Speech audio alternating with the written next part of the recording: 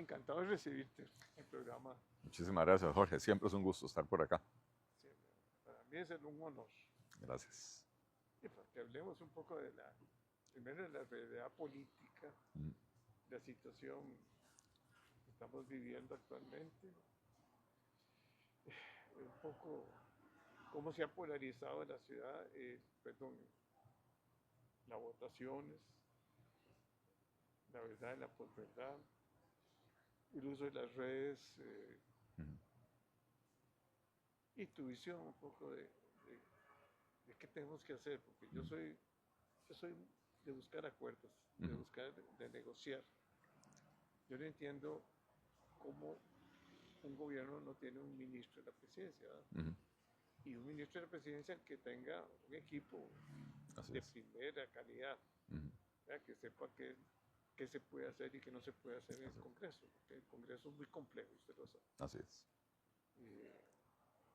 Yo cuando fui ministro presenté un proyecto muy interesante de competitividad, se quedó dando vueltas y nunca se logró un acuerdo, digamos, entre las fracciones.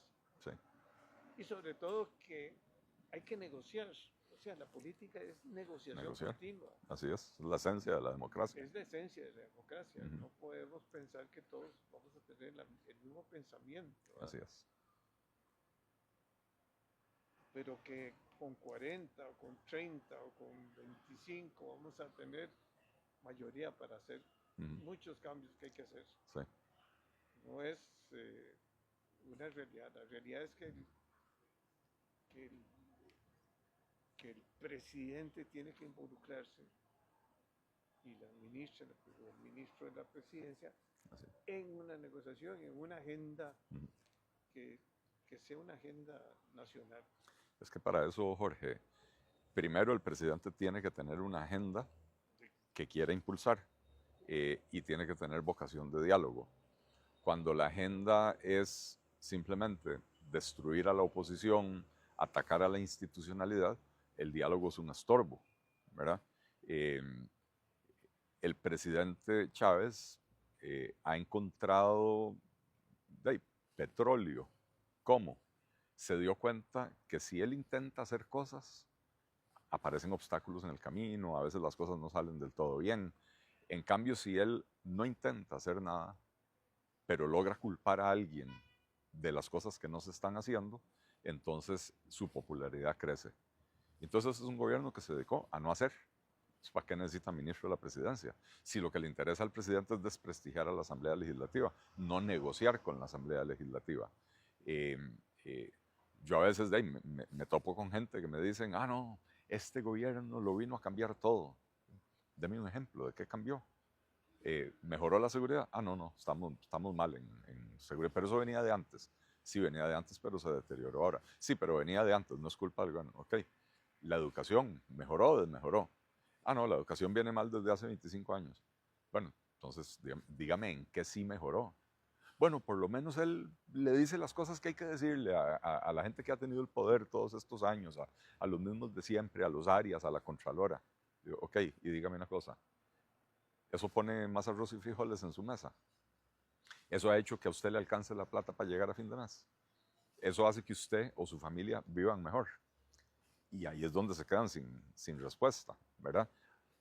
Porque donde uno desnuda que este es un gobierno que no está haciendo, está hablando mucho, pero no está haciendo, y donde sí lo ha hecho, hay una agenda que uno no entiende, pero que es muy peligrosa, como por ejemplo quitar a la unidad de guardacostas de Draque, que es por donde entra el 80% de la droga del país, mandarla para Quepos a 3 horas en lancha, donde quitan la Academia de Guardacostas de Quepos en el mar para mandarla a Guapiles o a no sé dónde en Pocosí, 100 kilómetros tierra adentro. Es decir, ahora los guardacostas entrenan sin agua. Cuando uno se da cuenta de que no ha habido una política de persecución de la criminalidad, cuando usted se da cuenta que el presidente dice, es que los índices, digamos, de robos y eso han disminuido. Sí, claro, porque los criminales están migrando hacia crímenes cada vez más violentos. Ya no son asaltos para robarle a uno la cadena en la Avenida Central, ¿verdad? Y el indicador que se ha agravado es precisamente el que implica la pérdida de vida humana. No solo se ha agravado, prácticamente se duplicó la cantidad de asesinatos en el país año con año, ¿verdad? Entonces uno dice, evidentemente, ahí o no hay agenda, o la agenda es entregarle este país en bandeja de plata a los grupos del crimen organizado. Y tal vez la intención no es entregarlo, tal vez la intención es que haya el caos suficiente para justificar un gobierno de mano dura. Y entonces, nuevamente, en todo ese contexto, Jorge, ¿de qué sirve el ministro de la presidencia? Si a este gobierno no le interesa impulsar un solo proyecto, no le interesa reformas que permitan mejorar la situación de salud, no le interesan reformas que permitan mejorar la educación. Entonces no tienen con quién sentarse a negociar porque nadie en la oposición comparte esa agenda de ellos de provocar el caos. Entonces, ciertamente, la falta de nombramiento de un ministro de la presidencia, que ya hay. Yo nunca lo he visto en la Asamblea Legislativa, excepto la semana pasada cuando vino a defender el presupuesto para el próximo año. Don Jorge Rodríguez, se llama igual que el de Cultura, que antes era el encargado de prensa. No es la misma persona, tiene un segundo apellido diferente. Con decirle que ni me sale el segundo apellido, que es el ministro de la presidencia que debiera estar un gran porcentaje del tiempo en la Asamblea. Así es. Conversando con todos los directores o los jefes de fracción. Y el que está en la Asamblea, que sí hay que reconocerle prácticamente todos los días, es el viceministro Alejandro Barrantes, pero no tiene poder de decisión. En el momento en que uno plantea, bueno, negociemos, hacemos avanzar ese proyecto, pero convóqueme este otro en la agenda. De ahí muere la conversación porque no tiene la autoridad para comprometerse. Y cuando va a pedir permiso le dicen que no, ¿verdad? Entonces, este es un gobierno que no tiene vocación de diálogo. Y eso es un atentado a la democracia, Jorge. Y es parte de lo que a mí me preocupa mucho. Empecé hablando de seguridad, que es un tema del que nosotros nunca hemos hablado. ¿Por qué? Porque cuando nos hemos juntado en el pasado, hablamos de economía, hablamos de reforma del Estado, que son mis temas. Pero es que hoy al país se lo está llevando la trampa. Y se lo está llevando la trampa por este caos en materia de inseguridad. A todos los sectores productivos. A todos los sectores productivos. Y al empleo y a la inversión. Así es. Mira, el turismo es uno de los más afectados, ¿no? Estuve este fin de semana haciendo gira en Guapiles y Guásimo. Y de ahí uno se fija en ciertas cosas. Y uno se da cuenta de que la gente de bien andan todos armados, como que si aquello fuera el viejo oeste. Todo el mundo anda armado. ¿Por qué? Porque la policía no se ve por ninguna parte. Pero por todos lados a uno le dicen, ese negocio es del narco, aquel negocio es del narco. Ayer me senté a hablar con una señora, ni siquiera voy a decir de cuál de los dos cantones. Me dice, fui a ver un local para alquilarlo, para montar un negocio, para ayudarnos con los ingresos de la familia. Me dice una señora de 51 años, me dice, yo he trabajado toda mi vida y ¿cómo se llama? No quiero dejar de trabajar ahora. Y desistió de montar el negocio cuando le explicaron que si alquilaba ahí, tenía que pagar un peaje. Nada. Y entonces dijo, no, voy a buscar otro lugar y otro negocio donde no llame la atención para no tener que estar en eso, ¿verdad? Pero son economías completamente tomadas por el fenómeno criminal. Y que son economías grandes, ¿verdad? Sí. Recursos grandes. No, claro. Uno va a Guapiles y la actividad económica es importante. O sea, todo el día y hasta 9, 10 de la noche, mucha actividad en la calle, los supermercados abiertos, los parqueos llenos, gente yendo y viniendo de los comercios. Y no estoy diciendo que eso sea criminal. Lo que estoy diciendo es que hay mucha plata circulando en esa economía. Cariari de Pocosí ya es más grande poblacionalmente que Guapiles. Y Cariari de Pocosí es tierra de narco, ¿verdad? hay una actividad económica impresionante, lícita, pero uno tiene que preguntarse cuánto de ese dinero que está circulando en esa economía es de origen ilícito, ¿verdad? Y por eso es que me decía un abogado, me dice, aquí todos los abogados, así sean, que se dediquen al derecho civil, lo que sea, cada vez que tienen que ir al juzgado, usted ve que todos desenfundan, entregan el arma, no los dejan entrar a los edificios del Poder Judicial armados.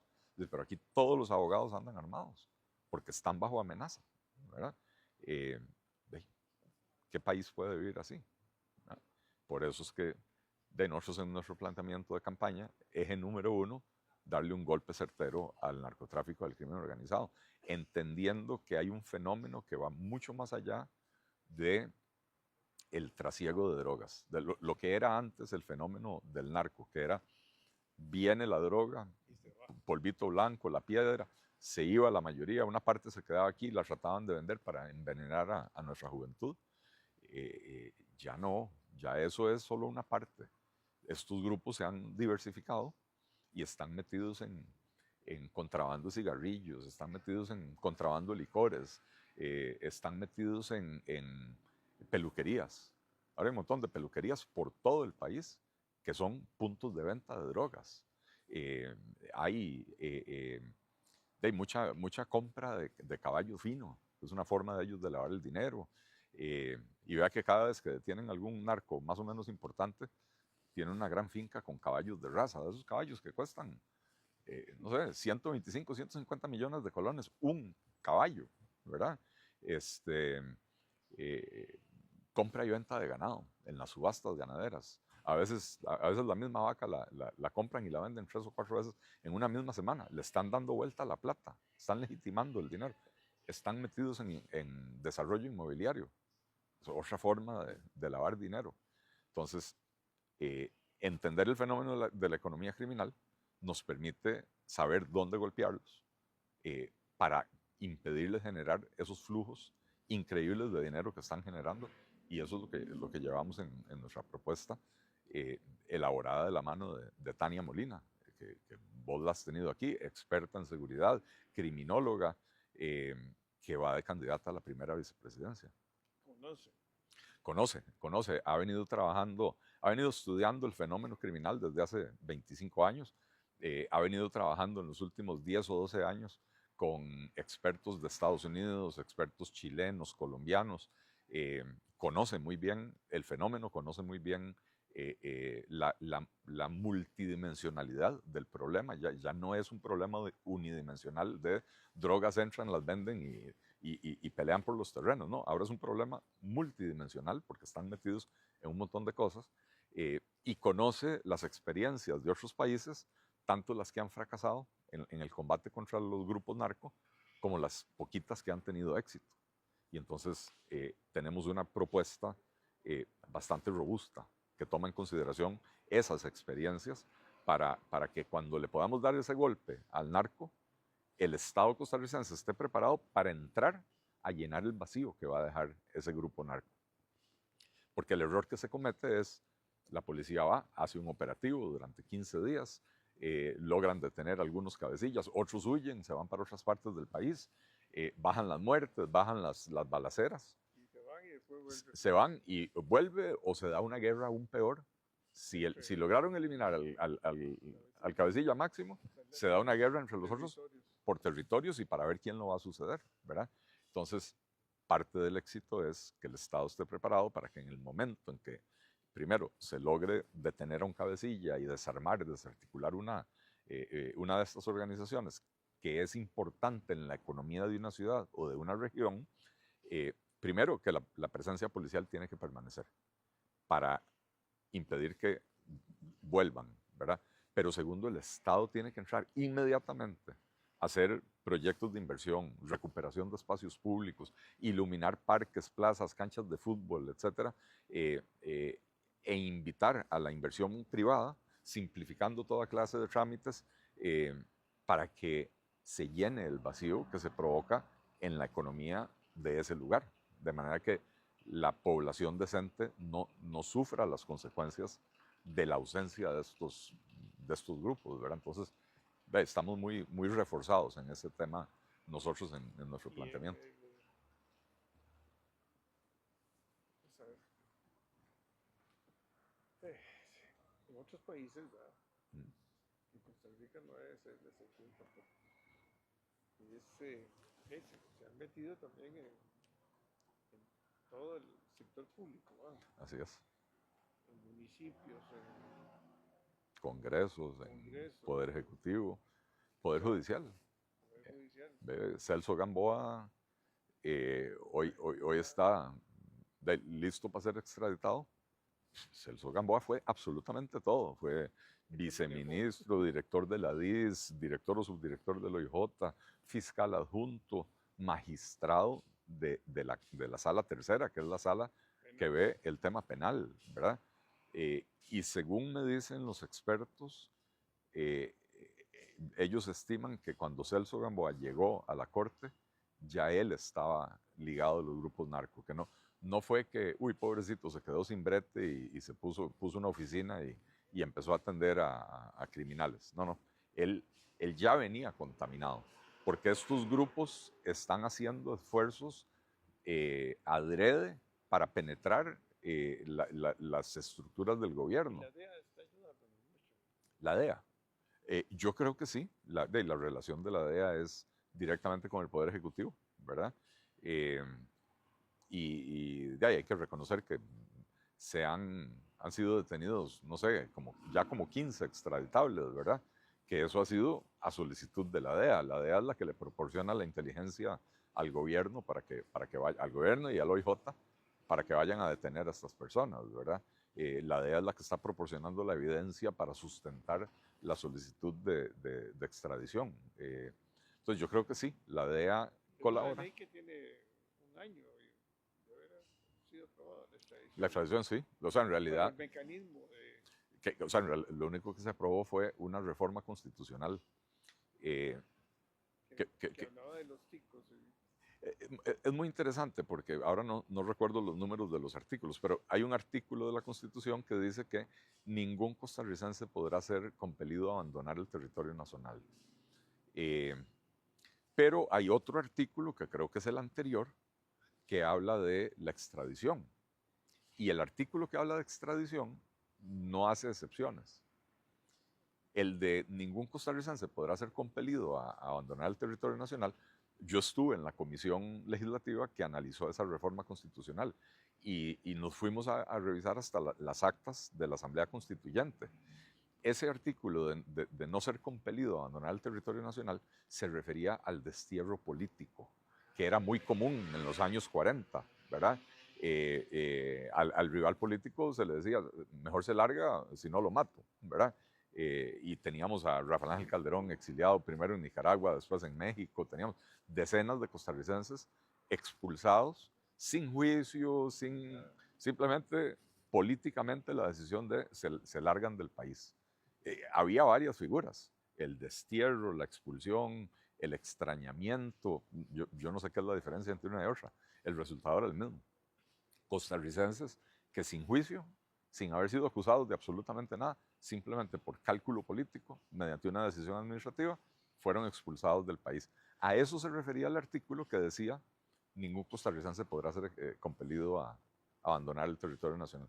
Pero después empezaron a surgir interpretaciones de que eso le daba a los costarricenses inmunidad si cometían delitos en el extranjero. Porque eso es lo que, en otras palabras, eso es lo que teníamos en este país. Vos te ibas, cometías un asesinato en Nueva York, lograbas regresar a Costa Rica, listo, Estados Unidos ya no te puede enjuiciar porque te devolviste para Costa Rica y no hay extradición de nacionales. Entonces, se cambió el artículo para que dijera, básicamente, ningún costarricense podrá ser compelido a abandonar el territorio nacional, excepto en casos de narcotráfico y qué sé yo, ahí se definió. Y entonces ahora les aplica a los costarricenses, nos aplica a los costarricenses la ley de extradición, que sí existe, ¿verdad? Pero era una necesidad. Para mí eso de decir, solo porque usted es costarricense, no importa qué delitos haya cometido en otros países, aquí usted tiene la garantía de que no va a ir preso. Sobre todo si cometes un delito que no está tipificado en Costa Rica. O cometes un delito no sé, en Estados Unidos te van a dar 75 años de cárcel y en Costa Rica no se puede más de 35. Entonces te pueden procesar acá, pero entonces te quedas con la pena menor, ¿verdad? Que me parece que es una barbaridad. Era una... sí, una alcahuetería que se cerró, que dichosamente se cerró y que se aprobó en la Asamblea Legislativa, eso es importante decirlo. La reforma constitucional parcial, solo la Asamblea Legislativa la puede hacer. Y así se hizo, ¿verdad? Para este gobierno que dice que la Asamblea Legislativa no ayuda y no aprueba nada, ¿verdad? Esta Asamblea ha aprobado, tengo entendido que en los últimos 20 años esta Asamblea Legislativa es la que más leyes ha aprobado en materia de seguridad. Y todavía hay más de 30 proyectos de ley que ya están para el plenario, que ahora que vienen sesiones extraordinarias vamos a ver si el gobierno las convoca, y hay 20 y pico de proyectos más que están haciendo fila en comisión. Es decir, la producción legislativa ha sido bastante interesante en ese campo, pero se ha intentado tener diálogos tripartitos entre Asamblea Legislativa, Poder Ejecutivo y Poder Judicial para, entre todos esos proyectos, armar la lista de prioridades, y desde hace 1 año y medio el presidente de la República dijo: a mí no me interesa participar en ese diálogo, yo no me voy a ir a sentar con ellos. Entonces, volvemos al inicio de la conversación. Estamos ante un gobierno que realmente lo único que le interesa es decir que quiere hacer, pero intenta obstaculizar cualquier esfuerzo. El presidente lo dijo en términos clarísimos: prefiero quemar puentes que sentarme a hablar con algunas personas. Y entonces, más bien lo que ha estado haciendo el gobierno es torpedear el esfuerzo por crear una lista de proyectos importantes en materia de seguridad de consenso entre los 3 poderes de la República.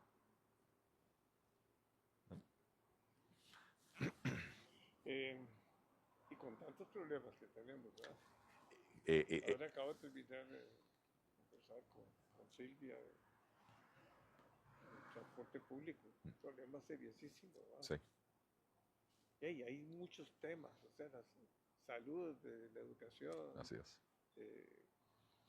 Tantos problemas que yo diría que o nos ponemos de acuerdo y negociamos, sí, y participamos todos de soluciones.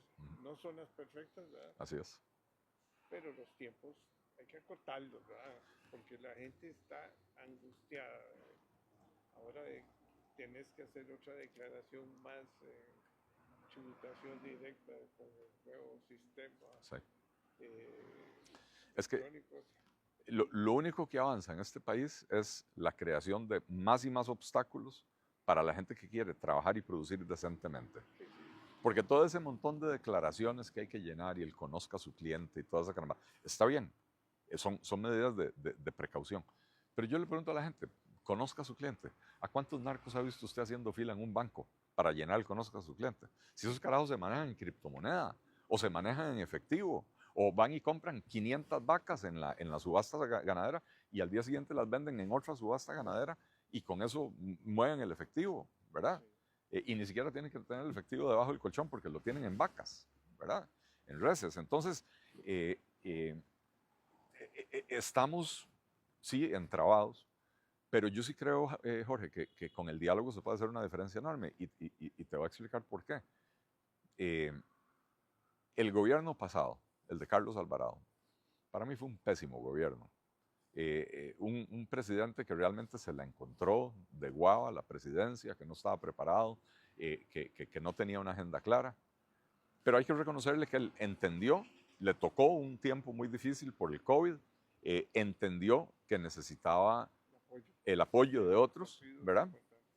Se sentó a dialogar, y en el periodo pasado se aprobaron reformas importantísimas, algunas que a mí no me gustan. Lo que vos decías, no son perfectas, pero era necesario. El país cayó al borde de un abismo fiscal y logró el gobierno más débil en los últimos 50 años, y si no, cuidado, con muy pocos tenía 8 o diputados. 9 diputados, no recuerdo cuántos tenía, 8 o 9 diputados, el gobierno más débil en la historia de la Segunda República logró lo que los 5 gobiernos anteriores no lograron, porque desde hace 5 gobiernos se venía hablando de una reforma fiscal. Bueno, Carlos Alvarado, una reforma fiscal que a mi juicio plagada de errores, espantosa, pero el país estaba al borde de un abismo tributario, un abismo fiscal, y con humildad se sentó a conversar con los demás partidos políticos presentes en la Asamblea Legislativa y logró que le sacaran la reforma fiscal. Sacaron la reforma a la ley de huelgas, que le puso fin a esa jugadera que tenían los sindicatos de irse a huelga por cualquier cosa y dejar a nuestros carajillos 100 días sin ir a clases, ¿verdad? Se aprobó, ¿cuál fue la otra? La ley de empleo público, que también una ley imperfecta, una ley que ahora hay que hacerle un montón de ajustes y de correcciones. Pero el crecimiento desbordado de los salarios del sector público por ese esquema de pluses nos está ahorcando y eso ya se puso bajo control. Entonces, si el gobierno más débil en la historia de la Segunda República logra esas reformas, ¿cómo? Dialogando, aceptando observaciones de la oposición, entendiendo que los proyectos no van a salir exactamente como se plantearon, sino que hay que ceder en algunas cosas, pararse firme en otras, las cosas pueden salir. Y creo que ese periodo de Carlos Alvarado nos demuestra que en Costa Rica sí hay la suficiente reserva patriótica, moral, etcétera, para que los partidos se sienten con el presidente de la República, sea cual sea, a decir, ok, sí, estos son los problemas más apremiantes, estamos de acuerdo en que hay que resolverlo, pongámonos de acuerdo en el cómo. En cambio, viene un gobierno, el actual, débil en cuanto a la cantidad de diputados que tiene, pero fuerte en cuanto a su discurso, su empuje, porque hay que reconocerle a Rodrigo Chávez, cuando algo se le mete entre ceja y ceja, ahí va, y va para adelante, y hasta que no logra ver las cosas hechas, no para de insistir. Pero lo que decidió fue usar esa fuerza para ofender, para insultar, para provocar división, para atentar contra la democracia, para envalentonar a la bola de pachucos que lamentablemente tienen un micrófono y un megáfono para decir cosas como si no les gusta lo que está haciendo Rodrigo Chávez, hagan maletas y se van del país antes de que los echen, ¿verdad? De la boca de un diputado oficialista.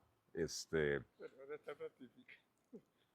Dice que eso no fue lo que quiso decir. Pero...